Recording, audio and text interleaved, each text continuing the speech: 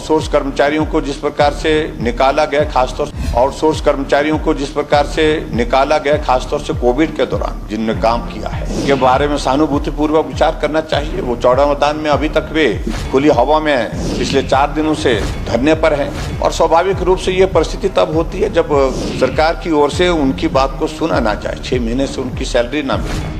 मैं झूठ गिना रहा हूँ। कोरोना में लगे हुए जो भी आउटसोर्स के कर्मचारी थे, इनको हमने पहले 3 महीने का एक्सटेंशन दिया, मार्च तक पूरी सैलरी दी। फिर इनको हमने और 3 महीने का एक्सटेंशन दिया, 30 जून तक उनको पूरी सैलरी मिल चुकी है।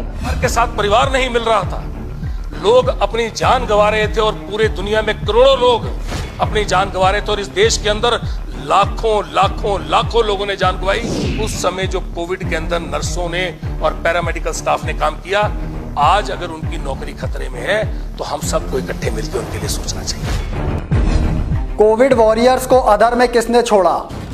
भाजपा ने कांग्रेस पर ठीकरा क्यों फोड़ा? आउटसोर्स पर कौन कर रहा डर्टी पॉलिटिक्स? भाजपा या कांग्रेस? किसकी है राजनीतिक साजिश? आउटसोर्स पर भर्तियां कितनी जरूरी? क्या ये है वोट बैंक की मजबूरी? चाहे कोरोना का दौर हो या फिर प्राकृतिक आपदा का दंश, दोनों समय सरकारें भले ही अलग अलग दल की रहें, लेकिन एक दूसरे पर अपनी नाकामियों के ठीकरे फोड़ने का सिलसिला जारी रहता है। ऐसा ही कुछ आजकल आउटसोर्स पर लगे कोविड वॉरियर्स के साथ हो रहा है। पिछली भाजपा सरकार के दौरान रखे गए आउटसोर्स कर्मियों का क्या भविष्य होगा, इसका अंदाज़ा पूर्व मुख्यमंत्री जयराम ठाकुर को भी ना होगा।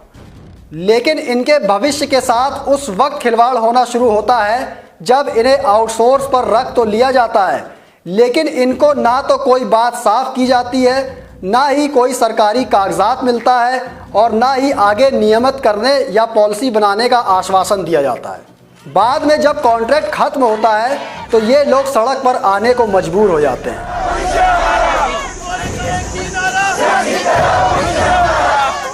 ऐसा कोई पहली बार नहीं है, बल्कि हर सरकार में आउटसोर्स कर्मी रखे और निकाले जाते हैं।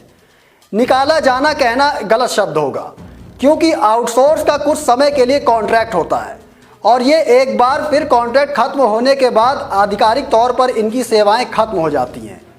उन्हीं में से ये कोविड कर्मी हैं जिन्होंने कोरोना काल में अपनी जान जोखिम में डालकर लोगों की जिंदगी बचाई। दिन रात भाजपा की डबल इंजन सरकार के आदेशों का पालन किया, लेकिन नतीजा क्या निकला? आज अपनी ही नौकरी के लिए ये लोग दर दर की ठोकरें खाने को मजबूर हैं। अब सवाल ये है कि इन कोविड वॉरियर्स के भविष्य को अधर में किसने लटकाया? क्या आउटसोर्स कर्मी सिर्फ वोट बैंक की मजबूरी हो गए हैं?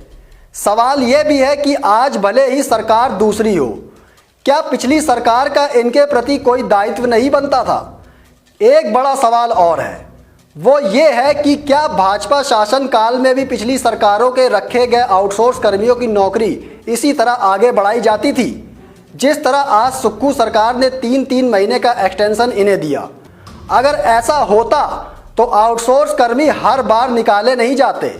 आज भले ही कांग्रेस की सरकार है और कोविड वॉरियर्स का भी सवाल है, लेकिन जिनके आदेशों और निर्देशों पर इन्होंने दिन रात काम किया, क्या उस डबल इंजन सरकार की इनके प्रति कोई जिम्मेदारी नहीं थी?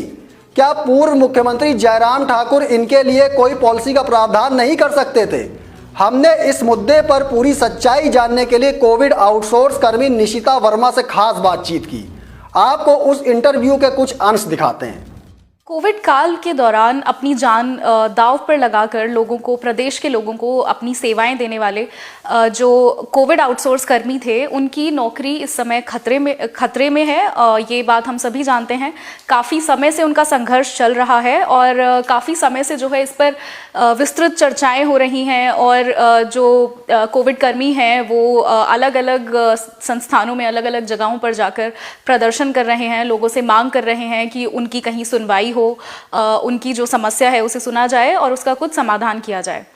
तो इसी मुद्दे पर बात करने के लिए हमारे साथ आज निशिता जी मौजूद हैं। ये कोविड के समय में 2021 में इन्होंने ज्वाइन किया था as a covid outsource person and ये भी अपनी जॉब के लिए और उसको सिक्योर करने के लिए, उसको सेफ करने के लिए इनका भी सेम संघर्ष चल रहा है। तो तो ये हमें आज बताएंगी जो भी अभी धरातल पर जो भी चल रहा है, जो भी सिचुएशन अभी है उसके बारे में। थैंक यू निष्ठा हमसे बात करने के लिए। तो कुछ बताइए हमें कि जो आप लोगों का संघर्ष चल रहा है इसके बारे में, क्या कैसे शुरू हुआ, कहाँ से ये दिक्कत शुरू हुई और इस समय क्या परेशानी आप लोग फेस कर रहे हैं एग्जैक्टली? आज हम जिस मुसीबत से गुजर रहे हैं, आज ऐसा लग रहा है कि शायद कहीं हमसे कोई गलती तो नहीं होगी कि हमने ऐसे मतलब इतनी बुरी जो महामारी थी उसमें अपनी ड्यूटीज़ दी, सरकार के साथ हाथ मतलब उनके साथ जो है बिल्कुल सहयोग दिया। आज सरकार हमारे बारे में नहीं सोच रही है। हमारे लिए दोनों सरकार एक जैसी हैं। हमें भारतीय जनता पार्टी ने रखा था, हम उनके भी बहुत ज़्यादा शुक्रगुजार है कि उन्होंने अनएम्प्लॉयड जो लोग थे उनके बारे में सोचा और उन्हें एम्प्लॉय किया। और हम कांग्रेस पार्टी के भी बहुत बहुत धन्यवादी हैं कि उन्होंने बार बार हमें जो है एक्सटेंशंस दी, हमारी जो भी हमारी प्रॉब्लम्स थी उनसे हमें सफ़र होने से बचाया, हम उनके भी धन्यवादी हैं। लेकिन आज समझ नहीं आ रहा है कि हम लोग इतनी बार हर जगह जाके एक्सटेंशन के बारे में लड़ रहे हैं, झगड़ रहे हैं, मुद्दा उठा रहे हैं अपना, लेकिन कहीं भी हमारी किसी तरह से अच्छी सुनवाई नहीं हो रही है। जैसे कि आप जानते हैं कि आजकल जो है शिमला में बच्चे धरने पे बैठे हुए हैं, सभी एम्प्लॉयज़, क्योंकि सभी चाहते हैं कि हमारा जो है आगे की जो नीति कुछ बनाई जाए, हमारे लिए कोई पॉलिसी बनाई जाए ताकि हम लोग अपना जो हमारा परिवार है उसको हम अच्छे से चला सकें। लेकिन जैसे कि अगर मैं आपको बताऊँ तो एक एसोसिएशन की मैं अध्यक्ष रह चुकी हूँ, और जब इस एसोसिएशन की अध्यक्ष थी तो मैं बहुत ज़्यादा ऐसे विधायकों से मिली, मंत्रियों से मिली। उस समय हालात कुछ ऐसे थे कि हमें पहले निकाल दिया गया था। उस टाइम जब मैं टांडा मेडिकल कॉलेज में यहाँ पे एज अ कोविड एम्प्लॉय हूँ, और यहाँ के जो नज़दीकी विधायक हैं RS बाली जी, हम लोग फर्स्ट टाइम उनसे मिलने गए। और जब उनसे मिले पहली बार तो उन्होंने वक्त रहते ही उसी टाइम हमारी ज्वाइनिंग करवा दी। पूरे हिमाचल प्रदेश में सबसे पहले सिर्फ एक टांडा मेडिकल कॉलेज ही था जो ये जानता था कि आज से हम ज्वाइन कर रहे हैं एक बार फिर। तो उनके तो मैं बहुत बहुत धन्यवादी हूँ कि उन्होंने हमें फर्स्ट डे से हमें सपोर्ट किया है और टिल आज तक वो सपोर्ट कर रहे हैं। ऐसे में जिस तरह आज मुख्यमंत्री सुक्खू और उनके मंत्री RS बाली इन लोगों के साथ कंधे से कंधा मिलाकर चलने की बात कह रहे हैं, एक तरफ RS बाली कोविड वॉरियर्स के साथ हर बार मिल रहे हैं, उनको हर संभव मदद देने का आश्वासन दे रहे हैं। RS बाली के प्रयासों का ही नतीजा था जो सरकार की तरफ से इन्हें 3-3 महीने का एक्सटेंशन दिया गया। RS बाली सड़क से लेकर सदन तक आउटसोर्स कर्मियों का मुद्दा उठा रहे हैं। उधर मुख्यमंत्री सुक्खू भी साफ कर चुके हैं कि वो इन्हें अस्पतालों में कहीं ना कहीं एडजस्ट करेंगे। सरकार इसके लिए रणनीति तैयार कर रही है। मैं झूठ गिना रहा हूँ, 6 महीने थे जो कोरोना काल में लगे, उनको कोई सैलरी नहीं मिली।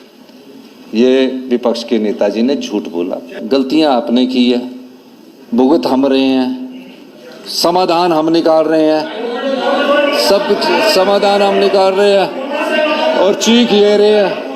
इस मंच के माध्यम से इस सभागार में बताना चाहता हूं, कोरोना में लगे हुए जो भी आउटसोर्स के कर्मचारी थे, इनको हमने पहले 3 महीने का एक्सटेंशन दिया, मार्च तक पूरी सैलरी दी। फिर इनको हमने और 3 महीने का एक्सटेंशन दिया 30 जून तक। 30 जून तक उनको पूरी सैलरी मिल चुकी है। आउटसोर्स कर्मचारियों को जिस प्रकार से निकाला गया, खासतौर से कोविड के दौरान जिनने काम किया है, उनके बारे में सहानुभूतिपूर्वक विचार करना चाहिए। वो चौड़ा मैदान में अभी तक वे खुली हवा में पिछले 4 दिनों से धरने पर हैं, और स्वाभाविक रूप से ये परिस्थिति तब होती है जब सरकार की ओर से उनकी बात को सुना ना जाए। 6 महीने से उनकी सैलरी ना मिलना मार्च के बाद, और आज भी उनकी परिस्थिति ऐसी है कि सरकार की ओर से कुछ आश्वासन नहीं हुआ है। टर्मिनेशन ऑर्डर्स हुए हैं, उनके टर्मिनेशन ऑर्डर करने के लिए बोल दिया कि सेवाएं समाप्त कर दी जाएगी 30 तारीख तक। उचित होगा आप सहानुभूतिपूर्वक विचार करें, और वो नंबर बहुत ज्यादा नहीं है, और उस नंबर के बारे में मुझे सिर्फ इतना ही कहना है कि वो जरूरतमंद भी है, और जरूरतमंद के साथ साथ में उन लोगों ने बड़े संकट में जो है मदद की है कोविड के उस दौर में। परिवार के साथ परिवार नहीं मिल रहा था, लोग अपनी जान गंवा रहे थे, और पूरे दुनिया में करोड़ों लोग अपनी जान गंवा रहे थे, और इस देश के अंदर लाखों लाखों लाखों लोगों ने जान गंवाई। उस समय जो कोविड के अंदर नर्सों ने और पैरामेडिकल स्टाफ ने काम किया, आज अगर उनकी नौकरी खतरे में है तो हम सबको इकट्ठे मिलकर उनके लिए सोचना चाहिए। ठीक है, उसकी बात मैंने हर जगह रखी। मेरा अपने मेरे नेता हैं, मुख्यमंत्री महोदय मेरे नेता हैं, इनके साथ अगर कहीं जाके मुझे अपनी बात रखनी पड़ेगी, लड़ना पड़ेगा, मैं लड़ूंगा, मैं बात बोलूंगा। मानना नहीं मानना इनका हो सकता है, पर अपनी बात, इनका विवेक है, पर मेरी बात रखना मेरी जिम्मेवारी है। अब सवाल ये है कि क्या कोरोना काल के बाद पिछली सरकार की तरफ से इन्हें अस्पतालों में एडजस्ट नहीं किया जा सकता था? ऐसे ही कई बड़े और गंभीर सवाल इसलिए खड़े होते हैं क्योंकि आज कोविड वॉरियर्स को लेकर विपक्ष ही सबसे ज्यादा सवाल सरकार से पूछ रहा है। समाचार फर्स्ट इस मुद्दे को हमेशा आउटसोर्स कर्मियों के हित में उठाता रहेगा और सरकार चाहे किसी की भी हो सवाल भी पूछता रहेगा। लेकिन आप अपनी राय कमेंट बॉक्स में जरूर दीजिएगा कि कोविड वॉरियर्स को अधर में आखिर किसने छोड़ा? भाजपा ने कांग्रेस पर ठीकरा क्यों फोड़ा? आउटसोर्स पर आखिर कौन कर रहा है डर्टी पॉलिटिक्स? सवाल यह भी है कि आउटसोर्स पर भर्तियां कितनी जरूरी? क्या यह वोट बैंक की है मजबूरी? फिलहाल अभी के लिए मुझे दीजिए